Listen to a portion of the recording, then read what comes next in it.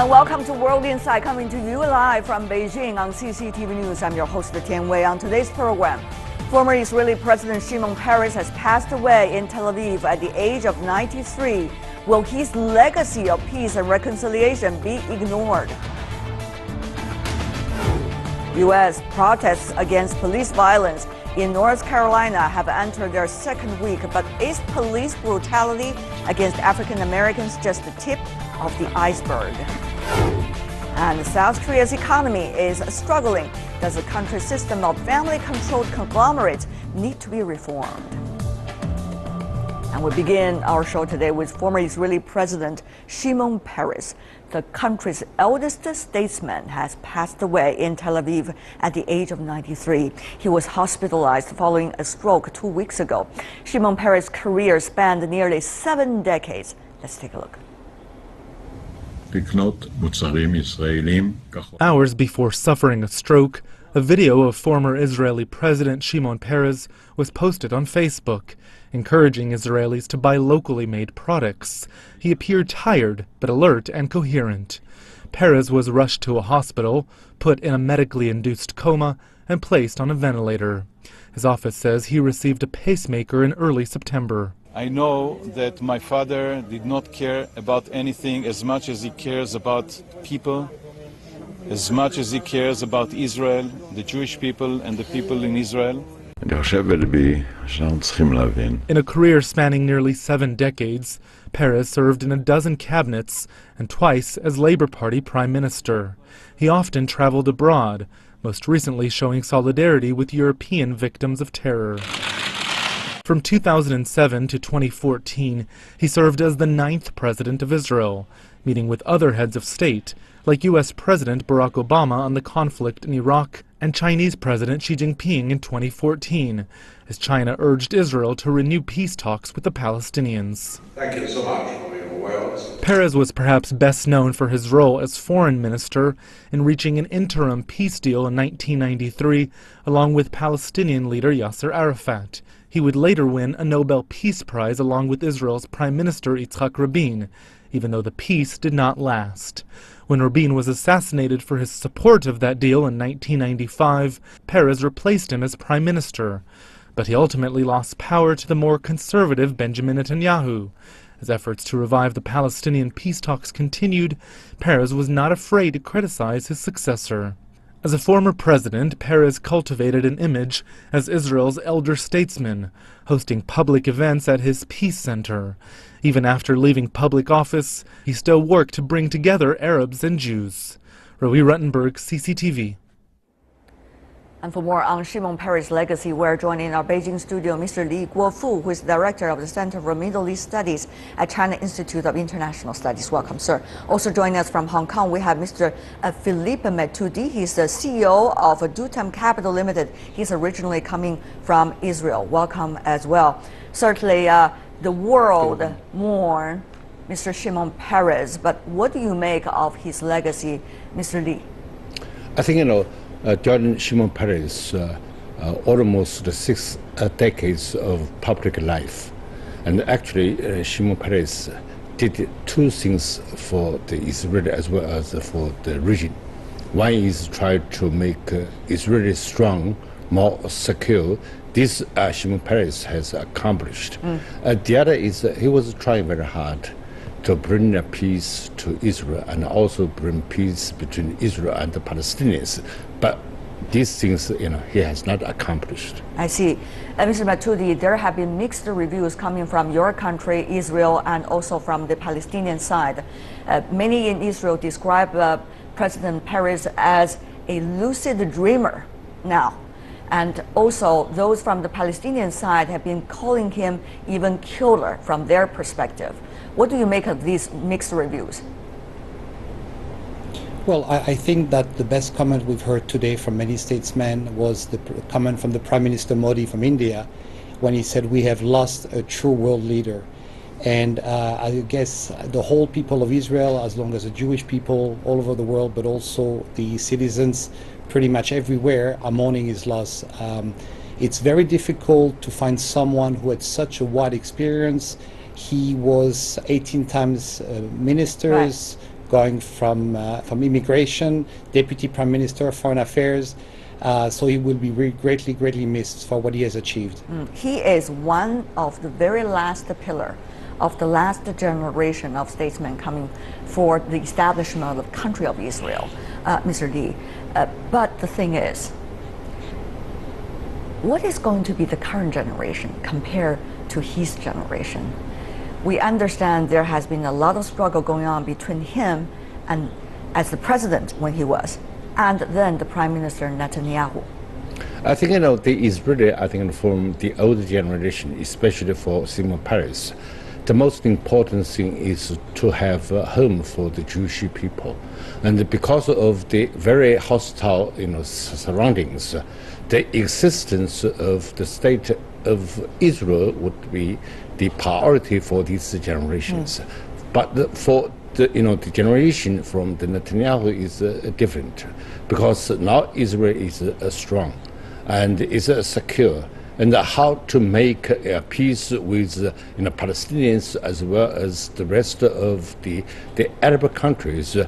I believe it is made task for the generation of now the current Israeli Prime Minister Netanyahu. But things have changed so much, as you may know. Mr. Matudi, therefore my question for you, since 1994 Nobel Peace Prize for Mr. Peres and two of the others, Mr. Rabin and Mr. Arafat, and yet things have changed with Rabin assassinated, suicide bombers coming from both sides, more resettlement by the Israeli side, and then we see hard hitting parties coming into the political scene.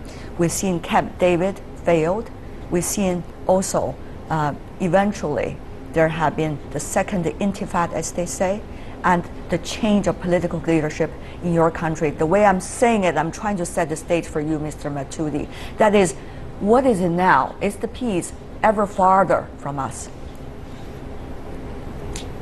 Well, I think that saying that the peace process is not working would be slightly inaccurate. There are lots of collaborations between Israel and the Palestinian Authority as far as security, as far as water, as far as some environmental issues.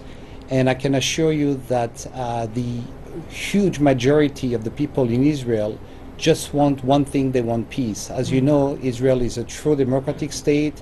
It has a GDP per capita higher than the European average, a life expectancy that is higher than the US.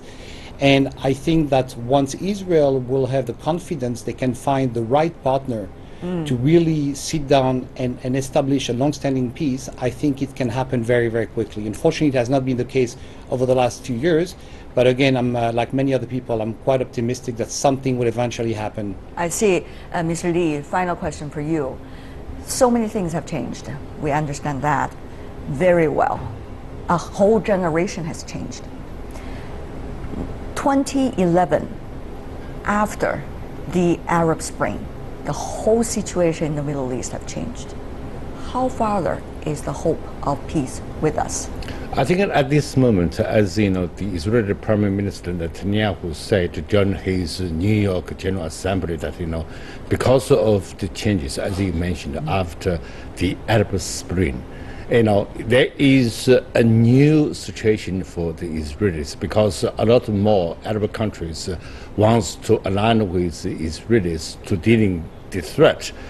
Both some of the Arab countries and the Israel are facing in the Middle East. It seems that the peace process, Palestinian issue, has been sidelined. This is a new phenomenon for the Middle East. Right. Of course, the world mourns Mr. Peres, who is one of the eldest generation of statesmen from Israel. Of course, people from China also mourns him because of the friendship that he has established between the two countries, China and Israel. But for now, we want to thank the two of you gentlemen for sharing with us your thoughts about Mr. Peres' legacy. Thank you so much, Philippe Matudi, and also Li Guofu. Thank really you very appreciate, much, gentlemen, for being with us. Stay with us here on World Insight, still to come. U.S. protests against police violence in North Carolina have entered their second week, but is police brutality against African Americans just the tip of the iceberg? And South Korea's economy is struggling. Does the country's system of family control conglomerates need to be reformed?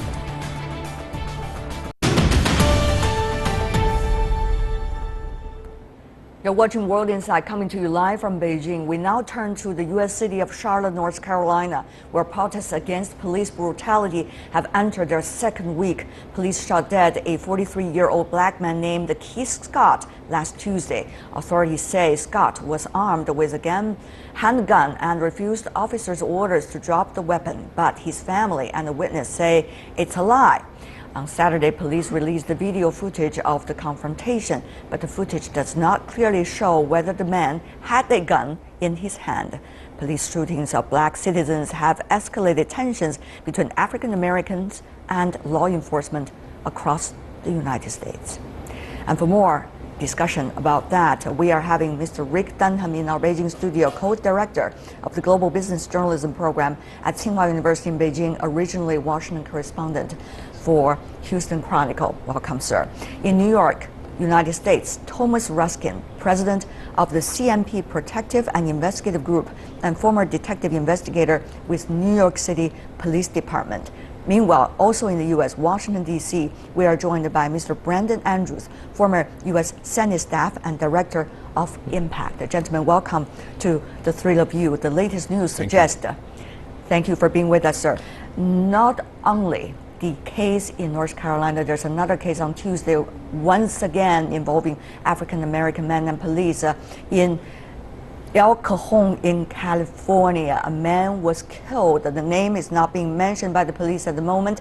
It is still similar kinds of case. Mr. Andrews, there are disputes from both sides involving the families as to whether the man had a gun or not, what he tried to do at the time when the police shot him. What do you make of these ever-escalating tensions? Well, thank you for inviting me. To begin, the name of the man that was fatally shot in California is Alfred Alongo. All right, thank you for sharing us the latest information. Yeah, he had some mental problems. His sister called the police to help get him to a better place, and unfortunately he ended up being fatally shot, and they're investigating there. Turning to North Carolina, there are still some significant questions.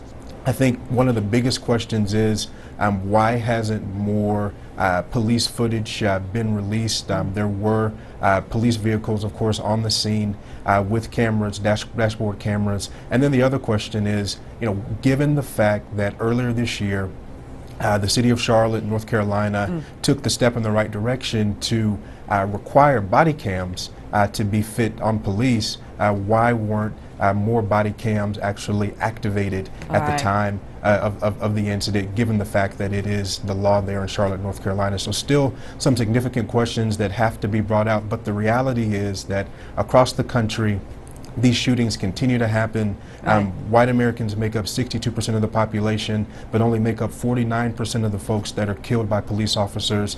Black Americans only make up 13% of the population, but make up fully 25% of those killed by police officers in the United States of America. And so that fact alone should be enough to push our country to create some policy change to affect these issues, and really without protest. Unfortunately, that hasn't been the case, and the protests are continuing. Yeah, we're going to ask you some details about the ways you have just suggested.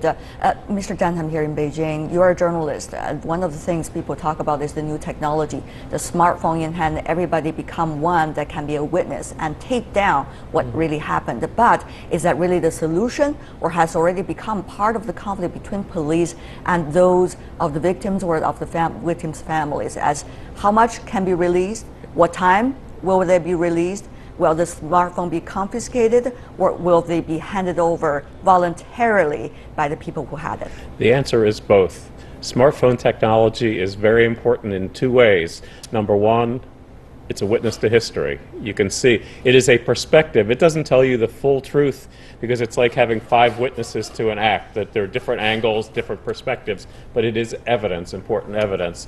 Secondly, you have social media. So this doesn't take days, months, it doesn't take until a trial. It's out there almost immediately. And then you have the issue of the body cams of the police officers, and as we just heard, there's a problem with them not always being turned on. But let's assume they're turned on. There's another political issue. The North Carolina legislature, which is controlled by the far right of the Republican Party, has restricted the ability of the police departments to automatically release them. I mean, it has given them the authority, I should say, to keep them private if it would jeopardize an investigation. And the police in Charlotte held off for a while. They said that, and then they decided to go public after the New York Times published the family's camera. So it's mixed, rather. It Right. can be the solution, but at the same time, it can be also part of the Right. problem. It helps, but it's part of the problem, too. Yes, an interesting issue. Let me go to you, Mr. Ruskin. What do you think is the nature of this? The African American community has been accusing the police of some suggesting, quote unquote, exercising state brutality. There has been a suggestion of mistreatment to African community by the police. But as a former policeman yourself, is this a conflict between African American community and the police? Or is something more than that reflected on this issue? I think police have a responsibility in this country to deal with the communities that they are protecting and serving. And I think that certain police departments have taken great strides in bridging those gaps. Other police departments have work to do. But part of this is the 24/7 news cycle, that people hear about a shooting. There are agitators who come into any shooting and try and stir up the incident or the shooting and use it for political purposes.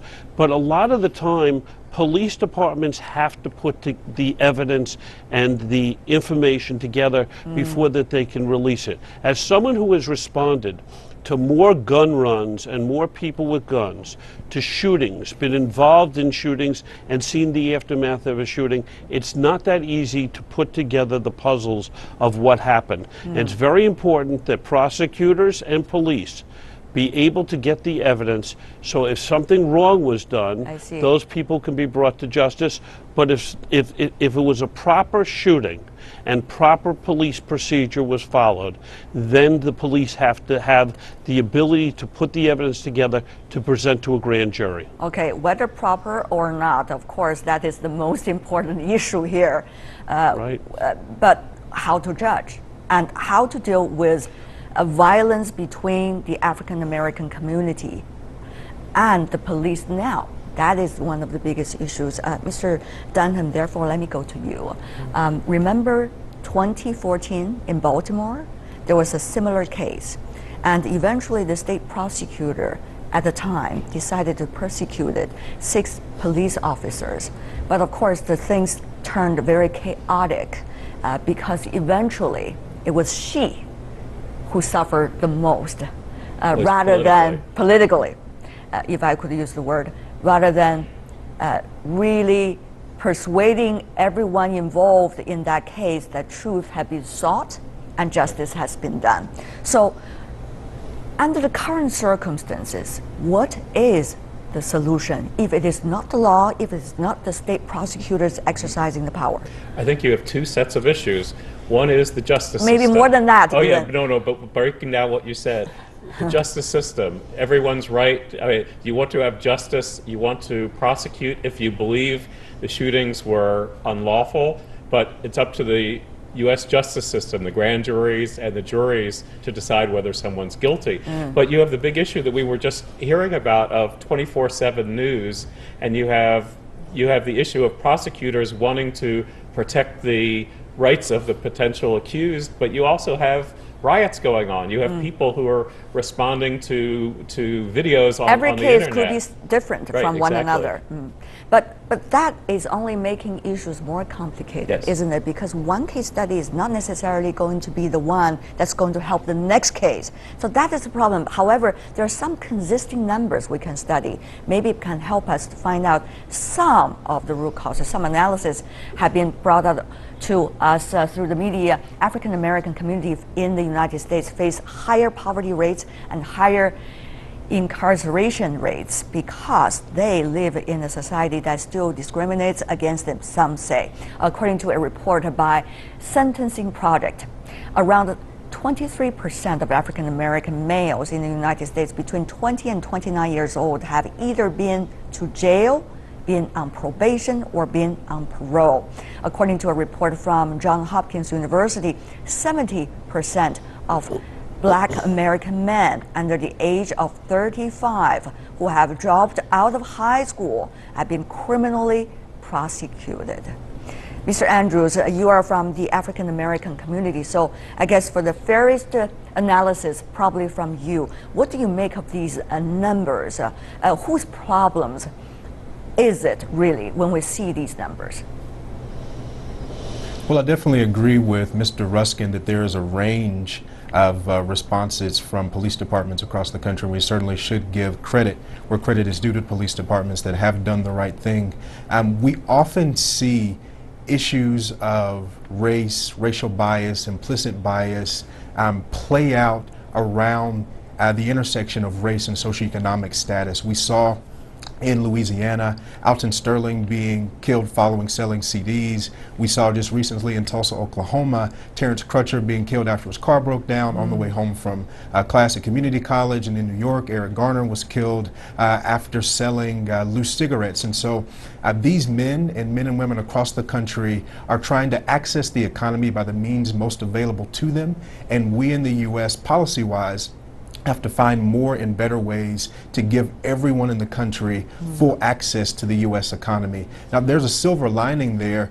Black Americans are actually the most entrepreneurial segment of the population. If you look at black women, the amount of businesses started by black women has increased over 300% since 1996. The rate of entrepreneurship in the U.S. has actually been down since the late 70s, and so African Americans are kind of leading the way in ensuring that our economy has the economic dynamism necessary that entrepreneurship brings so our economy grows in the future. And so I think if we're going to address these issues, yes, we need to address implicit bias, yes, we need to do police training, but we also need to find more and better ways to give every American full access to the economy, because if we don't, folks are going to continue to try to access the economy in the best way that they can, and that's not always going to be legal, and it's often going to be risky for them. That's true.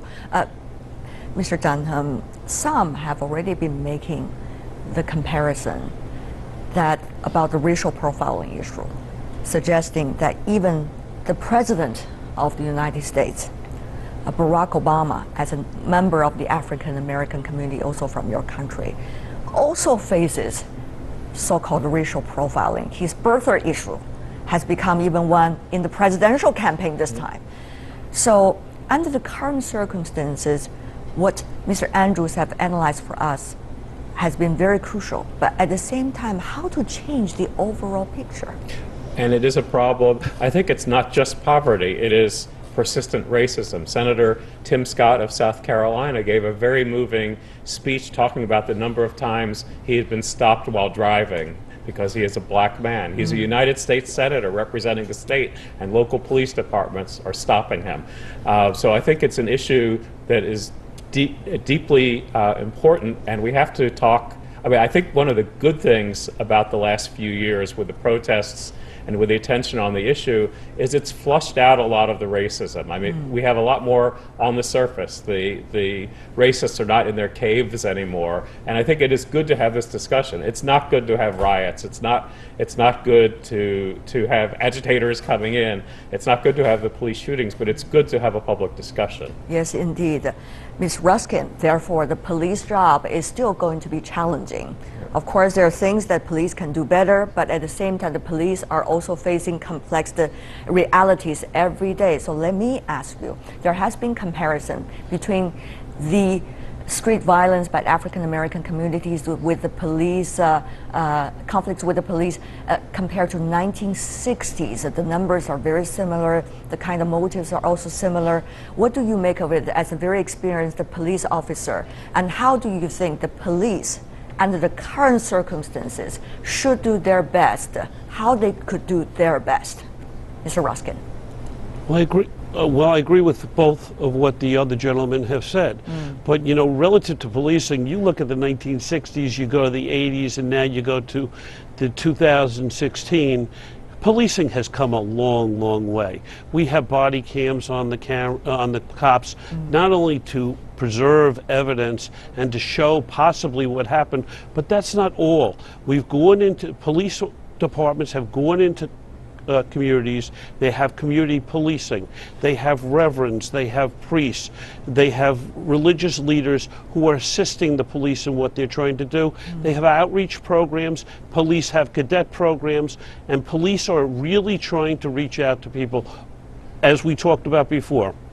Is every police department really as good as New York or LA or Chicago? No, but they're trying. And part of this is also federal funding. It's getting the monies to the police departments and to the cities to be able to train the people in low-income areas to be able to get better jobs and better educated. That's right. It is certainly a very complicated issue. It has haunted the country for a long time, but if people are making efforts, things are going to change for the better, at least. Thank you so much, Ray Dunham, Thomas Ruskin, and last but certainly not least, Brandon Andrews. Thank you so much, gentlemen, for being with us. Thank you. Really appreciate it. Stay with us here on World Insight. Still to come. South Korea's economy is struggling. Does the country's system of family-controlled conglomerates need to be reformed at this stage?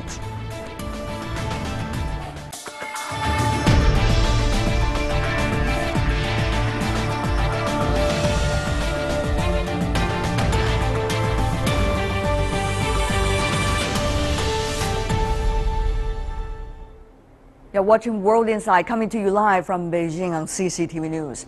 We now turn to South Korea, where several family-controlled conglomerates have fallen into crisis. Samsung Electronics recalled millions of newly released Galaxy Note 7 smartphones because of battery problems.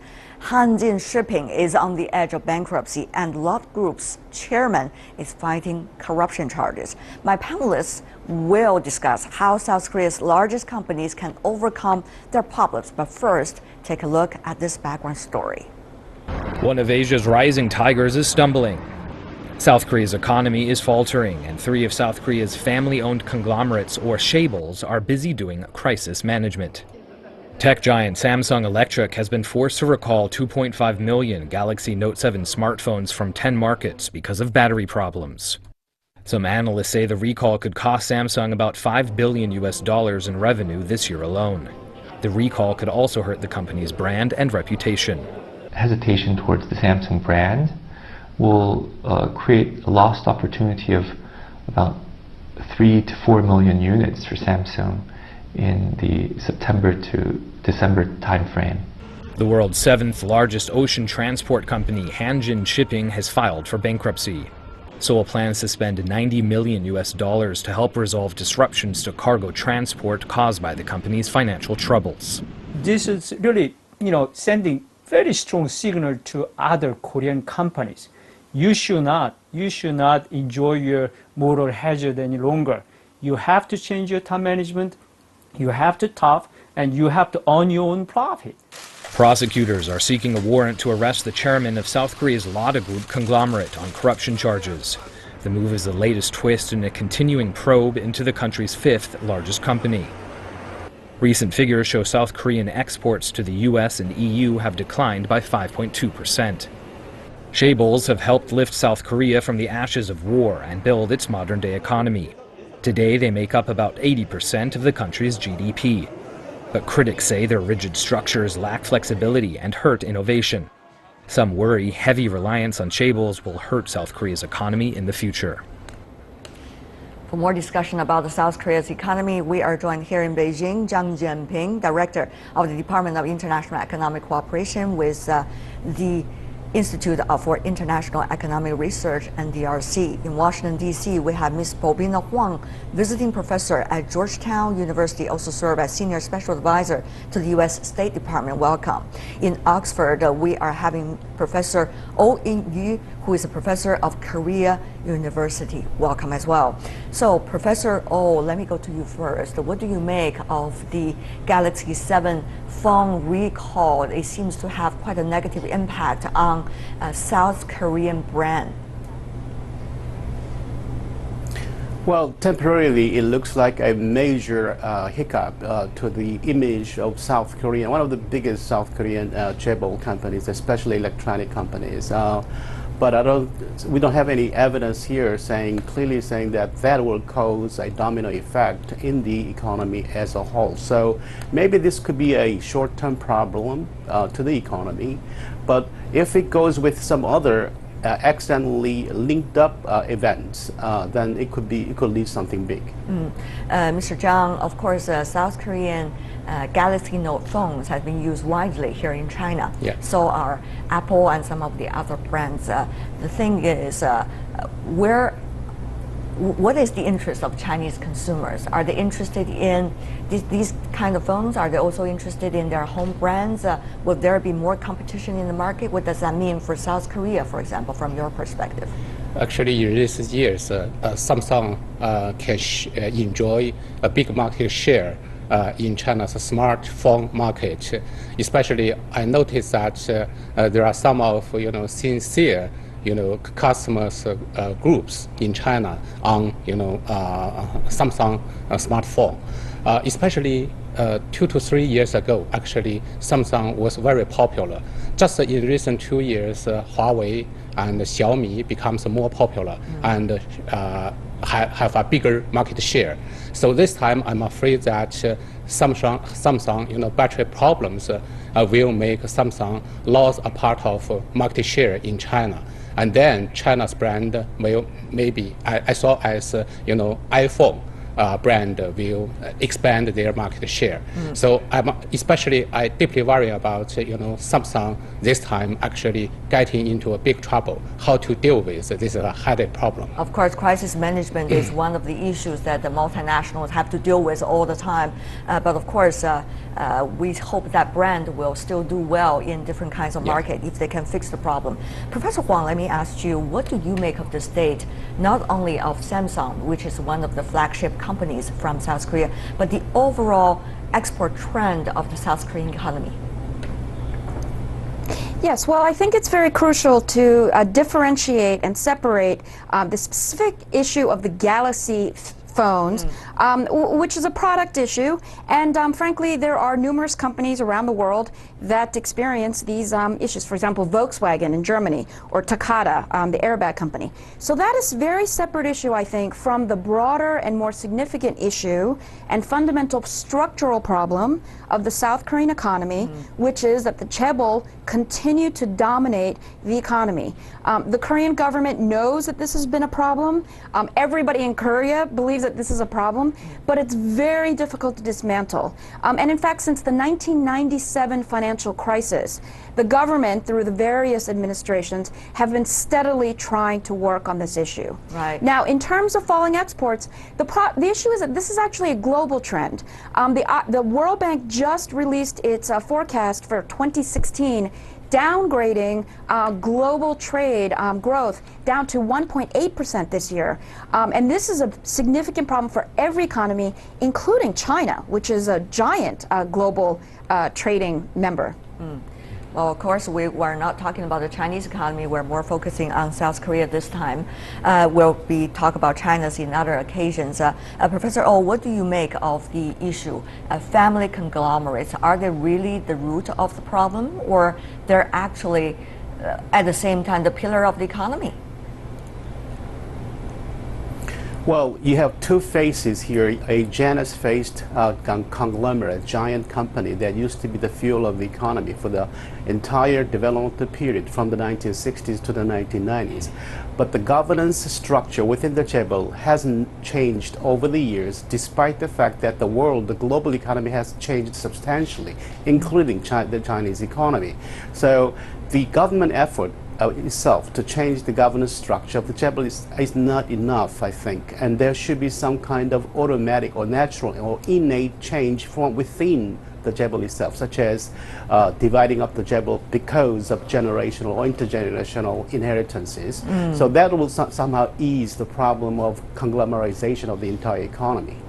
But Professor Oh, if I could follow up, you're really the one that I can ask about this question. We've seen some generational leadership change already within some of the family conglomerates, for example, with Samsung and some of the others, but we haven't seen, as you said, the breakup of the family, huge conglomerates into several parts. So do you think that's likely to happen at all?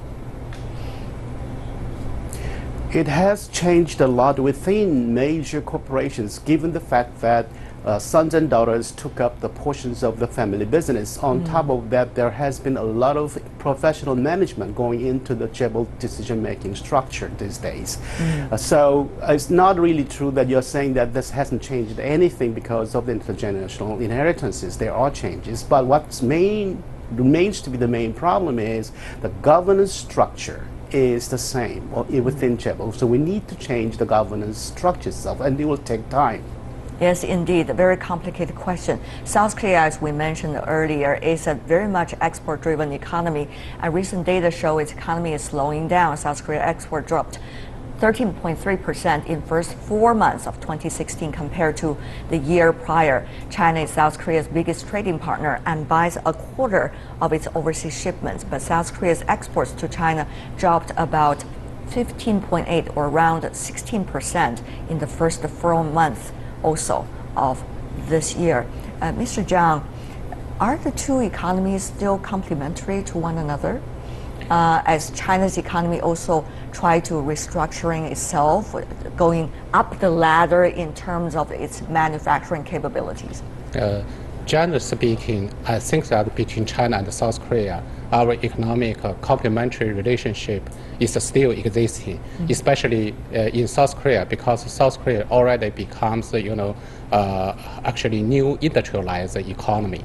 But China is still developing, and many industrial chains in South Korea focusing on mid-end and high-end, belonging to high value added. And in China, you may find that some of low value added, chains are still existing. So that means many South Koreans, they can, have this type of relation with Chinese side and re-export to other economies, such as, smartphone, this type of products, and auto products. But now I think that gradually the relationship will be changing because China is upgrading our economy, restructuring economy. And in some of chains, in some of sectors, gradually the competitive relationship also will be emerging. Very interesting. Not only that, but also complicated and geopolitical and also infrastructure, rather trade platforms. We see Professor Huang from the U.S. Of course, has been a sad issue that's been the geopolitics in Northeast Asia between China and South Korea, particularly Russia and South Korea. There's also different kinds of trade platforms, such as TPP being circulated, while at the same time South Korea has free trade relations with China. How will the mixture of all of these complicated factors eventually influence, at this moment, still quite a export-driven economy like South Korea? Professor Huang. Well, I think the geopolitical factors in this particular case matter a little bit less, but I do think that right now it's the domestic politics, certainly in this country, in the United States, with the national elections, and we'll have to see in what direction the United States goes, especially with trade. What is frightening is that because entire global trade is going down, the fear is that countries, not just in the United States, but all over Europe, all over Asia, are increasingly becoming more a closing of national borders. Right. Now, what I think is very interesting is South Korean economy. I have to wrap it up there. Giving Professor Oh last 10 seconds. This is a very short discussion. Professor Oh, 10 seconds for you. Final words. Well, I hope the world economy recovers soon because of the internal and external combinations of solutions and programs they will promote over the years. Well, we'll see if that's going to happen. It's a very important discussion, even though it is short this time. Thank you so much, Zhang Jianping, Baobin Huang, Oh Yingyu. Really appreciate it for being with us. That is all the time we have for today. If you'd like to see more of our program, visit our website. Just type in World Insights CCTV News into your search engine. You'll be able to find us, or you can also check out our YouTube channel. From me, Tian Wei, and everyone on the World Insight team, thanks for watching, and tune in again next time for more insights from across China and around the world. Good night.